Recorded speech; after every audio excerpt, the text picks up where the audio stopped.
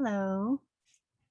I would like to learn about the book of Maccabees. And I found 5 books of them, which I didn't know that there were 5 books. And I'm going to start reading. Let's see how far I can get. This is the introduction. The portion of Jewish history which is comprised between the return from Babylon and the birth of Jesus Christ, I call him Yahusha, commends itself to our consideration on a variety of grounds, restored to their liberty and home by Cyrus, and furnished both by him and several of his successors with liberal supplies of all things necessary for their purpose. The Jews commenced and brought to a happy conclusion the building of their second house, BC 515. Some few years afterwards, under the guidance of Nehemiah, this goes about from Nehemiah, I got it. They repaired the walls and private dwellings of Jerusalem. Oh, this is cool. So the book of Nehemiah is talking about this. This is awesome. And both there and throughout the other cities of Judea once more established the name and semblance of a people, and employed themselves as heretofore in the ordinary occupations of civil life. But their condition was not such as it had been in the former golden days of their prosperity. Their numbers were diminished, their resources were impaired, their limits circumscribed, their authority restricted, since now they were no longer governed by independent princes of their own, but were subjected to the uncertain and arbitrary control of governors appointed by the kings of Persia. We thus see them already placed in a new position. They are also entering on a new career of action, as being now brought into immediate contact with other nations and about to bear their part in the fulfillment of those prophecies of Daniel, which speak of the rise and progress of the Grecian Empire in Asia. And of the treatment which the religion and fortunes of the Jews should experience at the hands of the successors of Alexander. Unable by their numbers and position to maintain their independence as a state, we find them falling alternately under the sway of Syria or of Egypt, and suffering perpetual annoyance from the mutual quarrels which arose between these states, in addition to the positive persecutions on religious grounds, which they went from Ptolemy Philopater, BC 217, and from Antiochus Epiphanes. One short bright space in their history succeeds, when resistance to religious tyranny procured for them civil freedom also. When under the leadership of Asmonean princes, they obtained not merely independence, but some portion of renown and splendor. This light, however, was soon quenched through the bane of internal dissensions and by the growing influence of the Romans, who now began to appear on the Eastern stage and to take an active part in the politics of Asia and Egypt. They were consigned to the hands and dominion of a half stranger in the person of Herod the Great, who wielded a scepter which he had obtained through rivers of blood, really at the will and beck of a Roman commander, though nominally retaining the name and diadem of a sovereign, because the word of God had announced that the scepter should not depart from Judah till the Shiloh, the Messiah, should appear. Mixed up as we have seen the Jews to have been during the above named period with the affairs not only of Asia, but also of Greece and Rome, we might reasonably expect to find ample notices concerning them in the several Greek and Roman historians. To a certain extent, this expectation has been realized. We still possess various and valuable information on Jewish matters. In the works of classic authors, which are yet remaining, and there is ground for believing that much more of the same stamp and value has been lost to us through that common misfortune which has deprived these later ages of so large a portion of the literary treasures bequeathed by the learned of former days. Polybius of Megalopolis in Arcadia, who flourished during the times of the Maccabees, and is known and valued for the extent and accuracy of his observations, had particular reasons for directing his attention to the Jewish affairs of his day, inasmuch as he was not only acquainted with the general outline of their proceedings, but enjoyed the personal and close friendship of Demetrius II, whose escape from Rome he certainly was privy to, and perhaps had originally advised. Polybius left behind him a history in 40 books. Of these, no more than 5 entire, with fragments of 12 others, have been preserved to the present time. But from these small remains, we learn to estimate the extent of our loss. And judging from that portion of Jewish history, which we find in these fragments, we might have expected from his unmutilated works very considerable accessions of important information. Diodorus Siculus lived during the reigns of Hyrcanus and Herod. He wrote a history of Roman affairs in 40 books, of which only 15 are now remaining, with extracts from some few of the rest. We collect that Diodorus had given particular attention to Jewish matters. In his 34th book, he speaks of the bad character which that nation bore amongst foreigners, and relates several of the acts of Antiochus Epiphanes. Again, in a fragment of the 40th book, there is evidence that he had written a narrative of Pompey's expedition against Jerusalem, as he begins with the words, Hioste, oh, I don't know what that says. But all of which now remains of this. Whatever it might have been is merely the introductory part relating to the early history and habits of the Jews, such as they were believed by Diodorus to be. For the preservation of even this short fragment, we are indebted to the most learned and diligent Photius, Patriarch of Constantinople. Constantine was the one that built Constantinople.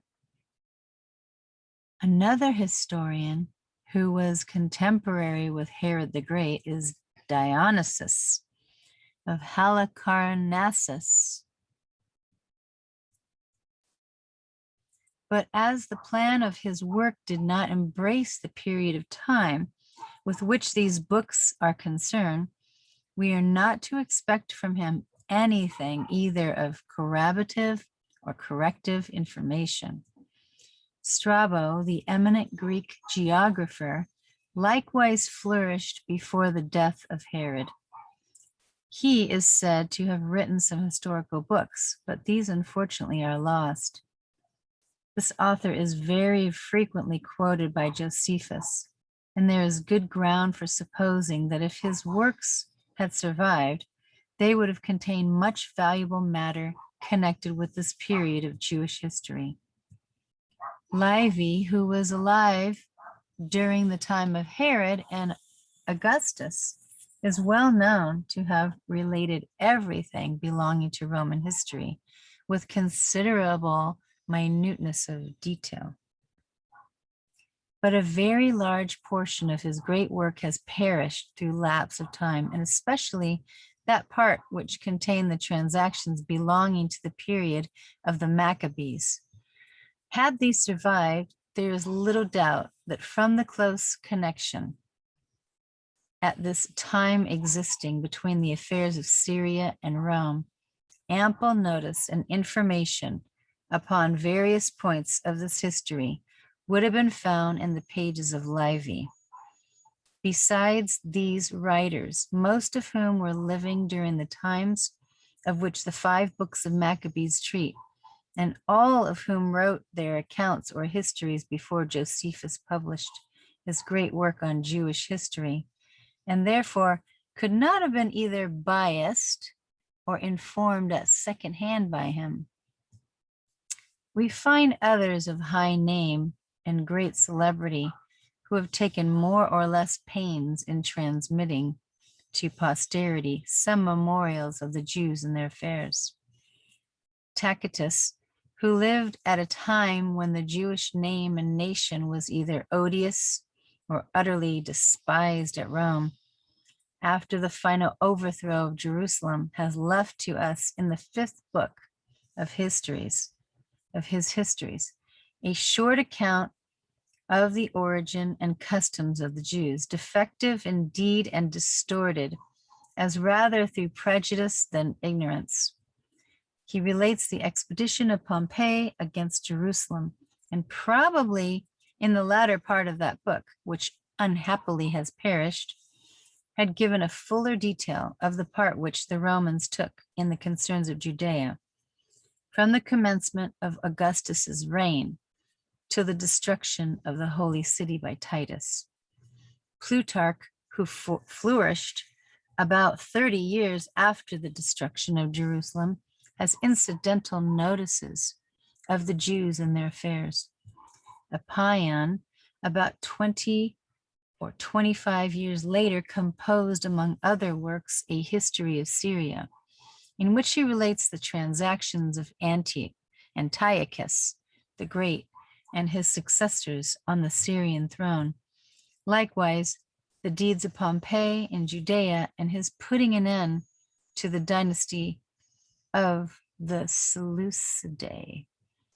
Athenaeus is said to have written a history of Syria, but not a vestige of it, and is now remaining.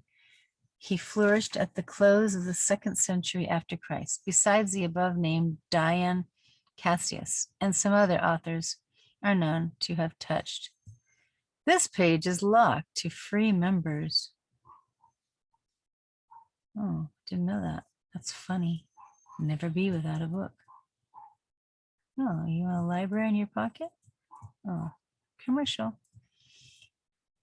Jerusalem by Titus and by what was that? That was weird. What was it all about? Why is this page locked?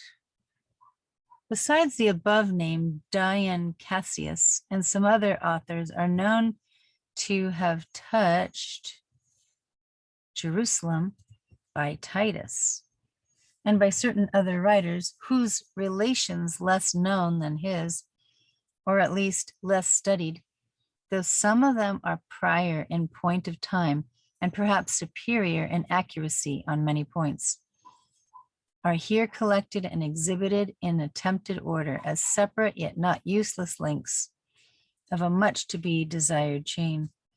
Although the entire 5 treatises bear the same name, that of Books of Maccabees, it is to be borne in mind that this connection between them is more nominal than real. Composed perhaps at different times by different authors in different languages on different subjects, They may derive importance and usefulness from juxtaposition and a common name. But at the same time, it is necessary that the reader should be furnished with a separate account of each, more especially since I have felt it right to invert the order of some of them which are more familiar to common readers, with the view of making a chronological arrangement subservient to the purposes of general information. Book 1, the first book commonly known as the third. Interesting. That's interesting. The first book is commonly known as the third. Contains the history of not more than 8 or 9 years. It opens with the Battle of Raphia, which was fought between Antiochus the Great, king of Syria, and Ptolemy Philopator. What a name, Philopator, king of Egypt. In the 3rd year of the 140th Olympiad, of Rome, 537, of the Seleucid 96, before Christ, 217. The principal event recorded in it is the attempted punishment and extraordinary deliverance of the Jews at Alexandria. This transaction, as we learned from chapter 2, took place during the high priesthood of Simon, son of Onias, who succeeded to that office in the year BC 211. This book in time is prior to both the second and the third, and in authority is considered superior to the latter. Although Philostorgius, a writer of the 4th century, declares it monstrous and full of improbabilities, its author is unknown. He is supposed to have been a Jew of Alexandria. Indeed, some, as Franciscus Junius, attribute both this and the Book of Wisdom. Oh, I've heard of that Book of Wisdom. I think that's in the Catholic Bibles. To Philo. And the work is thought by Dr. Alex, Judgment of the Jewish Church, to have been written during the reign of Ptolemy Philopator, or a little after the book of Ecclesiasticus. I think Ecclesiasticus is different than the book of Ecclesias.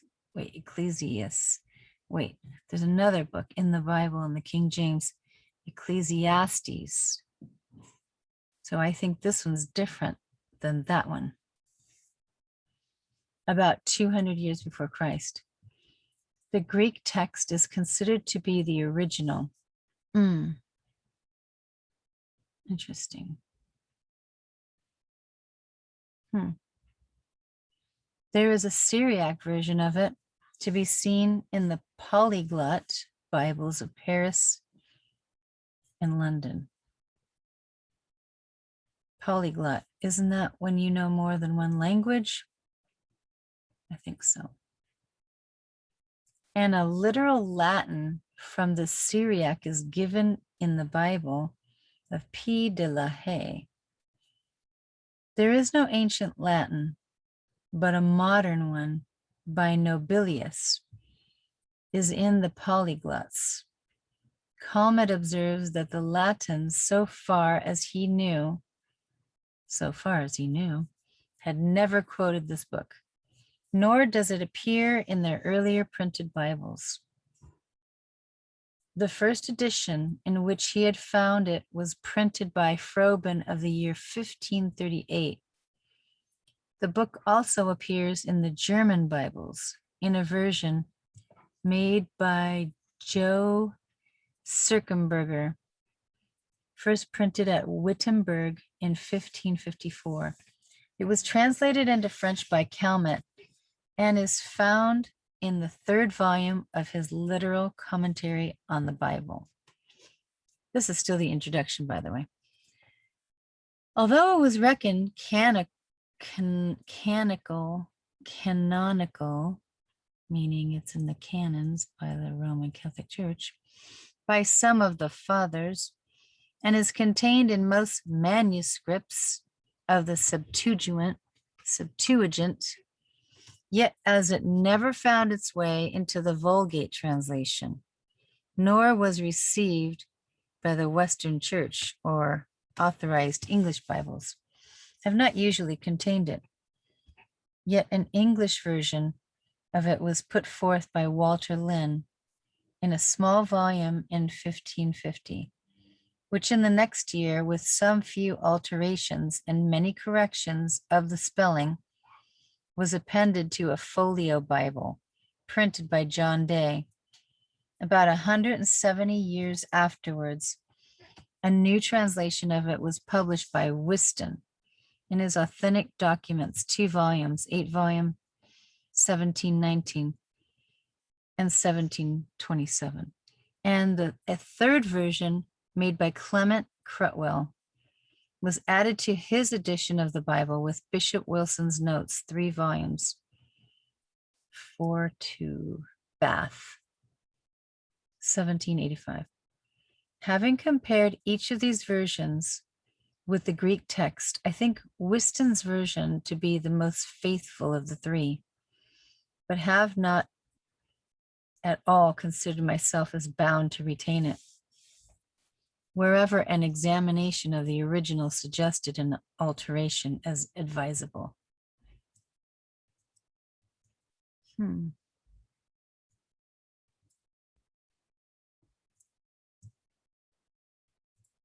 The book in reality does not belong to history of the Maccabees, since it relates events which took place 50 years before their time. Wow. But it has been remarked that the expression Maccabee was adopted by the Jews to designate anyone who had suffered persecution for religion. Oh, that's interesting. In honorable remembrance of that family, which so nobly fought and fell in the sacred cause of their country and their God.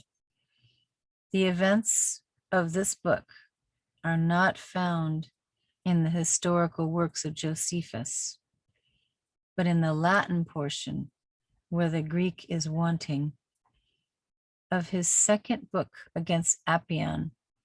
A somewhat similar transaction is related as having occurred, not indeed under Ptolemy Philopater, but 50 or 60 years later, during the reign of Ptolemy Physcon. There is good reason for believing that Josephus is here in error. Oh, interesting.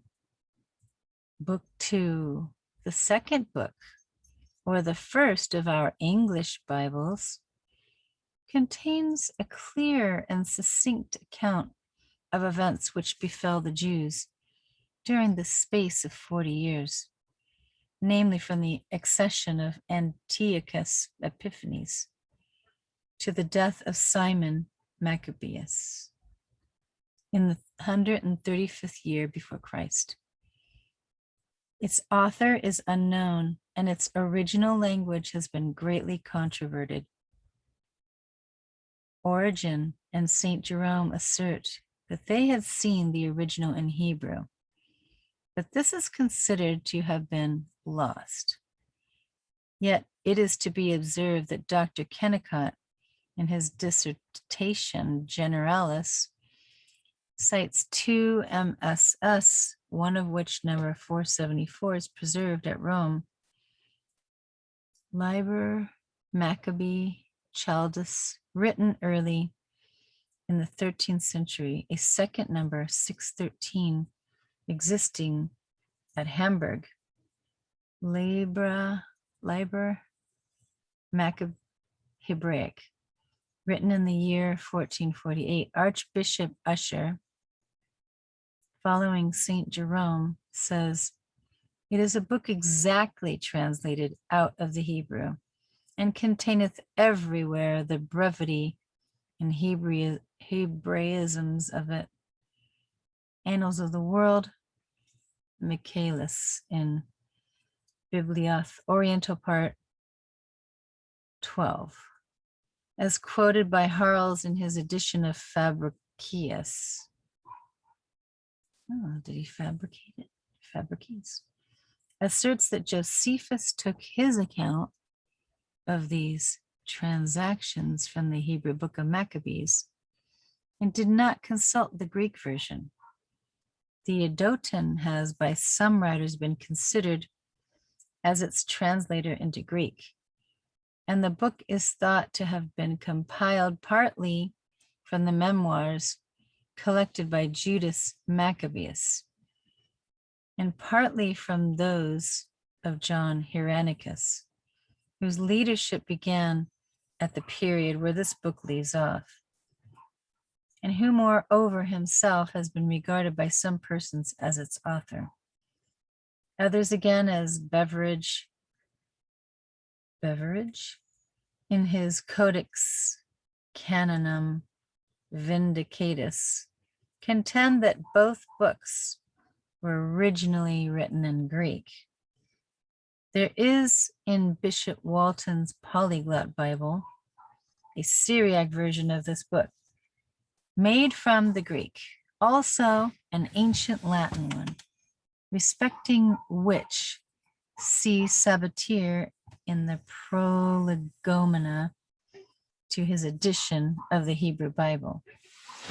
There is likewise a modern Latin translation of Nobilius.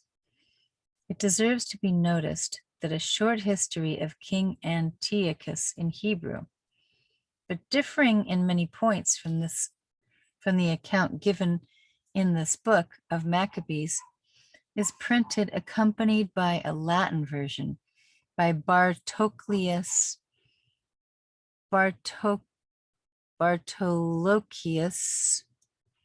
in his Bibliotheca. Oops.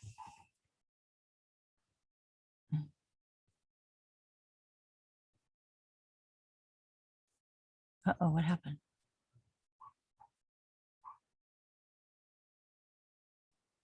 In his Bibliotheca.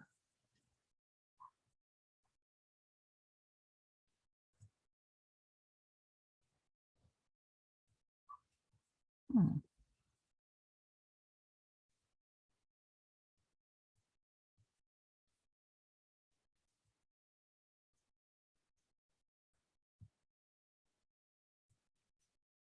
Hmm.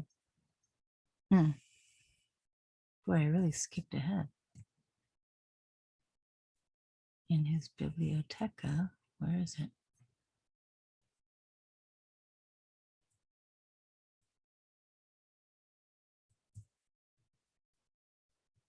There it is. Rabbinica. Ah, so it's a rabbinical Bible, who states it to be found in the ritual of the Spanish Jews.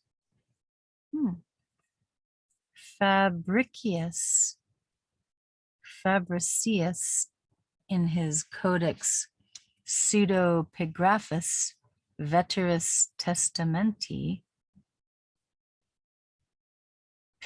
is that page 1165, has reprinted the Latin version of Bartolochius, but without his long and learned notes, in which he maintains that the author of the work is unknown. But that beyond doubt, it was compiled from the Talmud. Interesting. Christopher Wagenseil reports that he had discovered a manuscript of the same work in Chaldee in the dirty study of a Jew at Nicholasburg in Moravia. Wagenseil translated this into Latin, and his version is said to be remaining in the public library at Leipzig. In Archbishop Marsh's library at Dublin is a small Hebrew roll on parchment without points, containing this history of Antiochus and of John, the son of Mattathias, of which the beginning and probably the whole agrees with that which has been published by Bartolochius. Book number 3.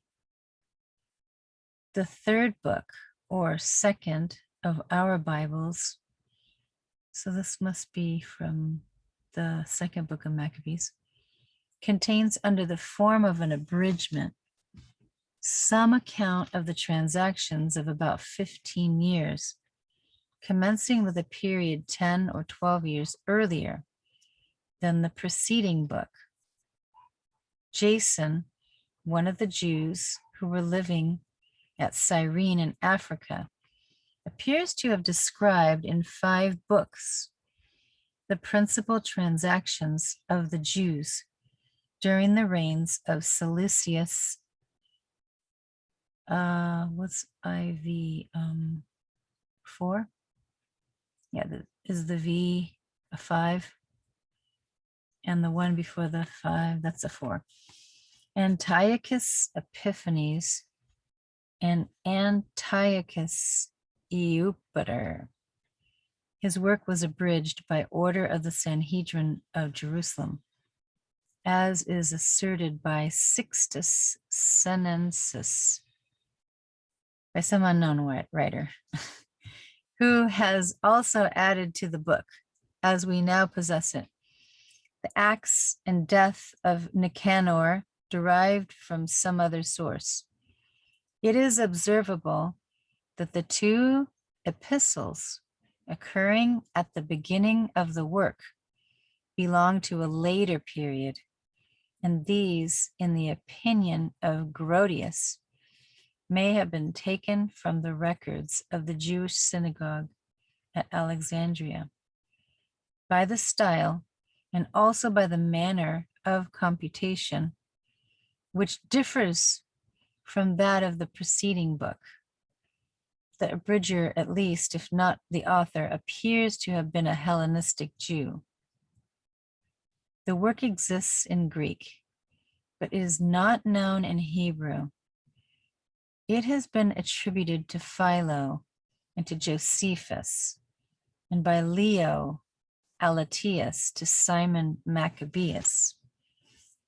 It is thought to be the Maccabea, I don't know what that says, mentioned in the Stromata of Clemens Alexandrinus. In point of authority and historic value, it is considered far inferior to the former book, from which it differs in several particulars. There is a Syriac version of it in the London Polyglot. A German translation was published in 1786 by Joe G. Haas, accompanied by several critical disquisitions,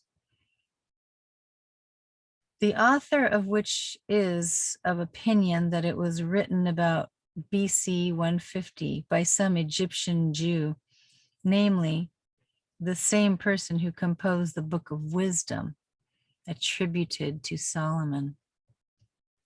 The English version of the second and third books, which appears in the present volume, is that of our authorized Bible, but corrected in very many places by aid of the various readings from Greek manuscripts furnished in the folio Oxford Septuagint, edited by Holmes and Parsons.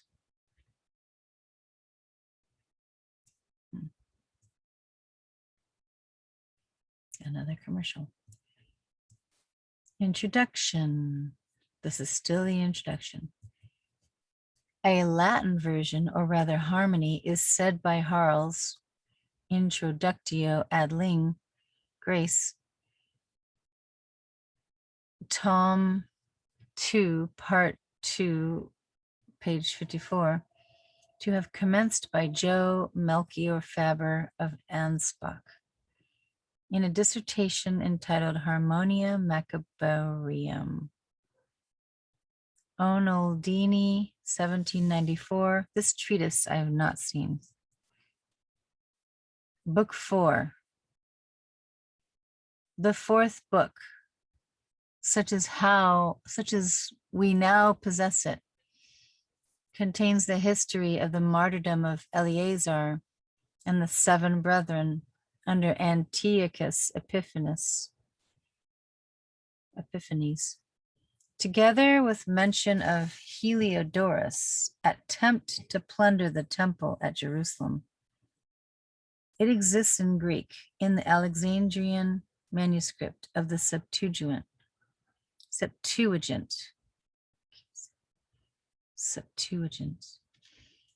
And from thence was printed by Dr. Grab about 125 years ago and was reprinted at Oxford in 1817, 8 volume, and again in the Folio Septuagint by Parsons. In fact, it had appeared in Greek Bibles at least so long ago as the year 1545. From the various readings of this last edition, I have been enabled to correct the text of 1817, which is extremely faulty. The author of this fourth book is not known for a certainty, but has been generally attributed to Josephus, with whose treatise De Maccabees or De Imperia Rationis it certainly agrees very much, yet not entirely, as may be readily seen upon a close comparison. Its character as a composition is highly spoken of both by Augustine and Jerome, the former of whom thus expresses himself in his Sermo de Maccabeus: quorum mirabilis passionis cum legerentur non solem audivimus, sed etiam vidimus et spectivimus. Augustine. Upper Tom 5, page 850. And Jerome, at greater length and with still warmer admiration, thus writes on the subject: quid memoram insignis Maccabearum victorious, Kine illicitis carnibus veserentur, et comus tangerit cibos corpora obtulere. Oh boy, there's a whole bunch of that. I'm not going to read all that stuff. Oh my goodness, no way. In fact, this is the treatise which by Athenaeus and other ancient writers is understood by the fourth book of Maccabees. Yet Sixtus Sanensis, in his Bibliotheca Sancta, asserts that he had seen in the library of Sanctus Pagnus, a learned friar, a manuscript calling itself the fourth book, but very different from the above, and containing the Acts of John Hieronychus, thus following the series of history of our second book. This manuscript was never published, and the library of Sanctus Pagnus at Lyons in France was destroyed by fire.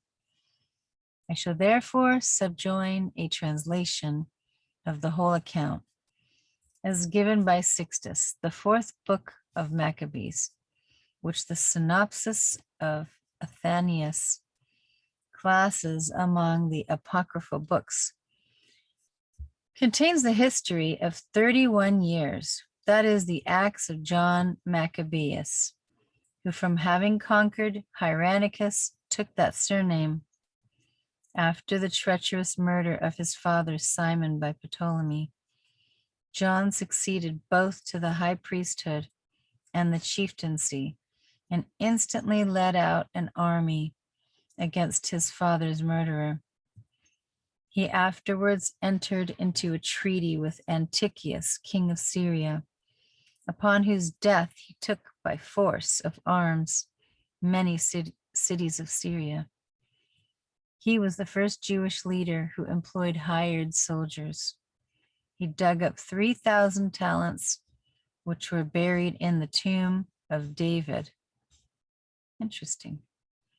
He renewed the treaty which his father had entered into with the Romans.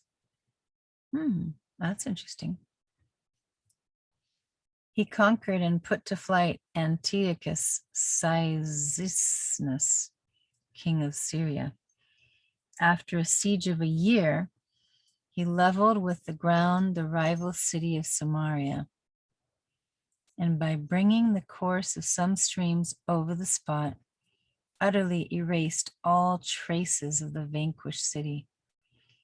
He renewed the walls of Jerusalem, which had fallen down through age. After these successful achievements, he dies in the 31st year of his authority, being a man illustrious in 3 distinct characters: as a priest, a general, and a prophet, in the 100th year before Christ, at which period the 4th and last book of the Maccabees ends. The commencement of which book is thus, as it is found in a Greek manuscript, which I have read in the library of that very learned preacher, Sanctus Pagninus. The series of the history and the narrative are almost the same with those which are in the 13th book of Antiquities of Josephus. But the style abounds with Hebrew idioms and is very unlike his.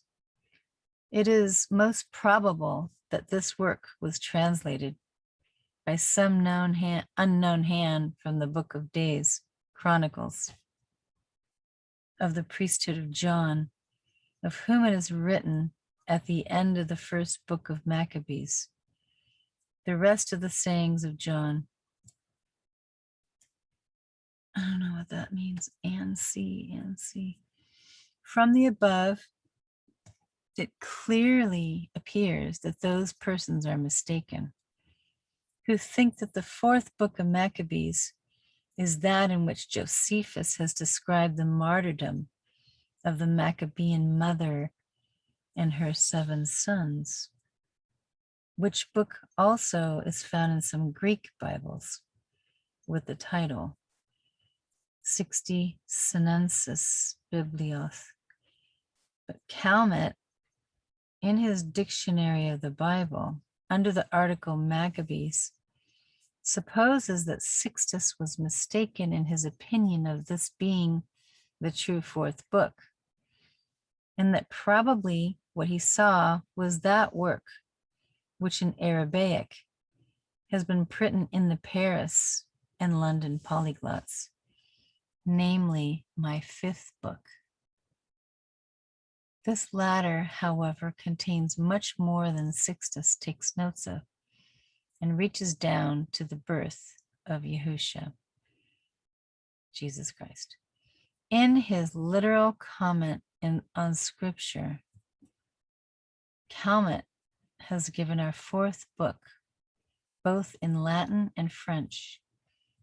I do not believe that it has ever yet appeared in English, except in a very loose paraphrase in L'Estrange's translation of Josephus, folio, London, 1702.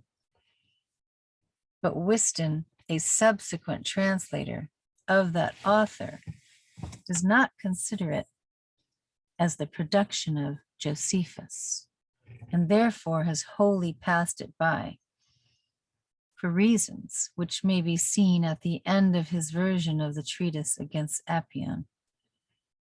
I have endeavored to suit the style and language to those of the preceding books, as closely as was consistent with a careful adherence to the original. Book 5. The 5th book, although Calmet supposes that it was originally written in Hebrew, and from thence was translated into Greek, is not now known to exist in either of those languages. We have it in Arabic and also in Syriac. It is a kind of chronicle of Jewish affairs, commencing with the attempt on the treasury at Jerusalem made by Heliodorus, with an interpolation of the history of the Septuagint version composed by desire of Ptolemy, in reaching down to the birth of Jesus Christ, Yahusha, or speaking accurately to that particular point of time at which Herod, almost glutted with the noblest blood of the Jews, turned his murderous hands upon the members of his own family and completed the sad tragedy of the Asmonean princes by the slaughter of his own wife, Miriam, her mother, and his own 2 sons. Oh. The Arabic of this book, with the Latin version of it, by Gabriel Cianotta, first appeared in the Paris Polyglot Bible of Leger, with no other notice than the following preface. And I'm not going to read that language. The appearance of this book in the Paris Polyglot, without any account of the manuscript from which it had been taken, or any farther particulars connected with its publication, is thought to have risen from the quarrels which were continually taking place between 2 of the editors of the Oriental department of that Bible, Gabriel Cianotta and Abraham Echelenius. From the Paris edition, it was copied into the London Polyglot of Bishop Walton. Its author is wholly unknown. He may have been contemporary with Josephus, but was not Josephus himself, as may be proved by many differences from that historian, and some contradictions of him, collected instances of which may be seen in Calmet. That he lived after the capture of Jerusalem by Titus may be evidenced by the expression occurring at chapter 9, till after the 3rd captivity again in chapter 21, till the destruction of the 2nd house. It has been supposed to have been compiled from the acts of each successive high priest in 3 places. Chapter 25, 5, LV 25, and LAX 96. Mention is made of the author of this book. But who is and visited the town of Shechem, where he found only small and miserable remains? Wait a minute. What is this? 34, page 34. Let me see. Let me see if they skipped some. Oh, see, that's his 32. So they're skipping page 33. I wonder why. This page is locked. Interesting, yeah. Skipping some pages, I see. Somebody visited the town of Shechem, where he found only small and miserable remains of the Samaritans. Saw there a Samaritan chronicle, different from that which is mentioned by Scaliger, and less copious, but still embracing the period from the creation to the time of Mahomet. I don't know what Mahomet is. That's not Muhammad, is it? Muhammad? I don't know. Muhammad. This book he brought over with him to England, and it is now deposited among the Huntington MSS in the Bodleian Library. A chronicle abstract of it appears in the Acta Eruditorum for 1691, where it seems to have been continued by some unknown hand down to the year of Christ, 1492. What? What's the year of Christ, 1492? In the Biblia Maxima by Joe de la Haye, 19, Tom Folio, Paris, 1660, the Latin version of Legge's Polyglot is reprinted, but with the omission of the first 19 chapters. A French translation of this fifth book from the Arabic appears with other apocryphal writings in the appendix to Desassi's Bible, and Calmet has given a version of a portion of it. These of chapters, what is that? Is it 20? To 26? Being so much as contains the Acts of John Hieronychus, namely that part only which Sixtus Senesis had seen and had considered it to be the legitimate fourth book. He adds that the entire book had been recently published in French by M. Babrin in the third volume of Lemaitre's Bible, Fall, Paris. This I have not seen. I do not know that it has hitherto appeared in English.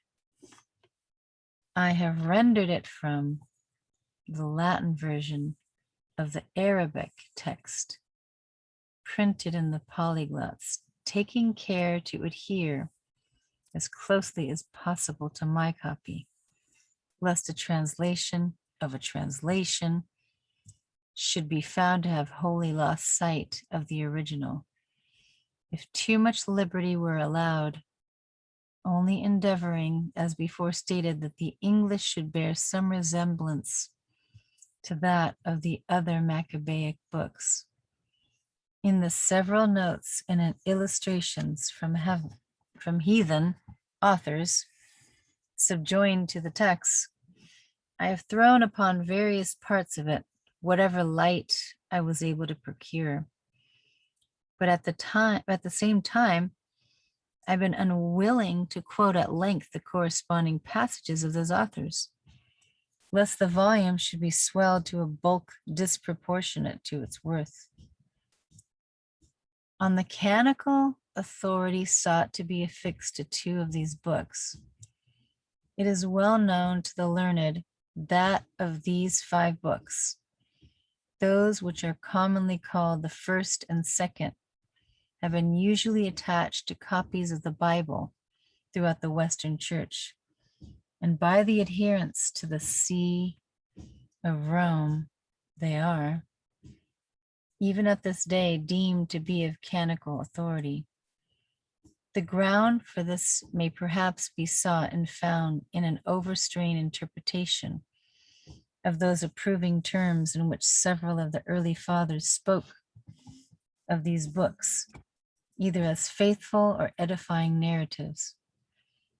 But on the question of their having been considered as the work of inspiration, and in such a character admitted either into the Jewish or early Christian canon, I shall beg permission to adduce one single testimony from each of these 2 churches, which it is that of a writer of high character, and as direct and unambiguous, I trust, may be thought decisive of the question according to the maxim of Aristotle.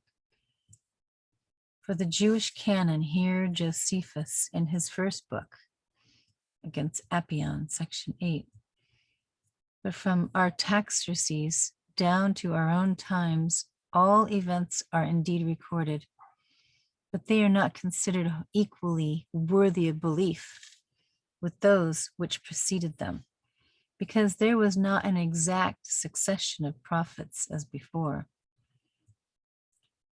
And for the Christian church, no less an authority than St. Jerome distinctly affirms, Maccabeum libros legit quidem ecclesia. One might have thought that this solemn assertion coming from so high a quarter would have been decisive, that a Roman Catholic at least would have bowed with implicit deference to the recorded judgment of this learned father, to whom he owns himself indebted for his Bible. And so indeed he did during earlier and better times. But Rome found troubles come upon her. Doubts arose and objections were made and must be met at all events.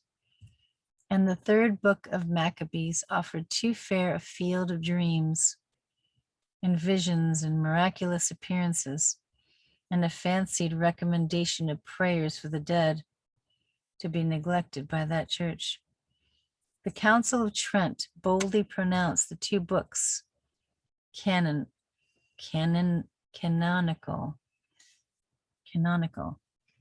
and as such, they are professedly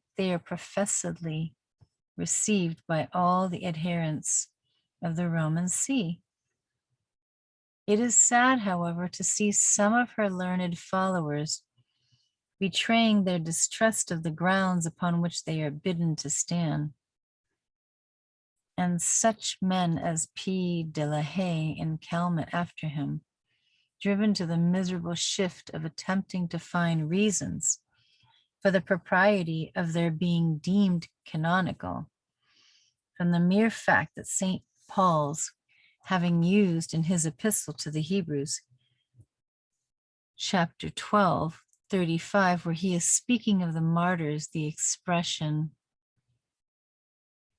something in Greek, which torture, say they, Eleazar suffered, as if therefore it necessarily followed that the particular book which details his sufferings must be not only that one which the apostle had in view, but moreover must have been written by divine inspiration and consequently be canonical.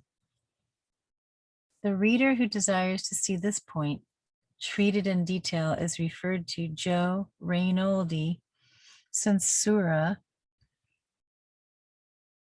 Librorum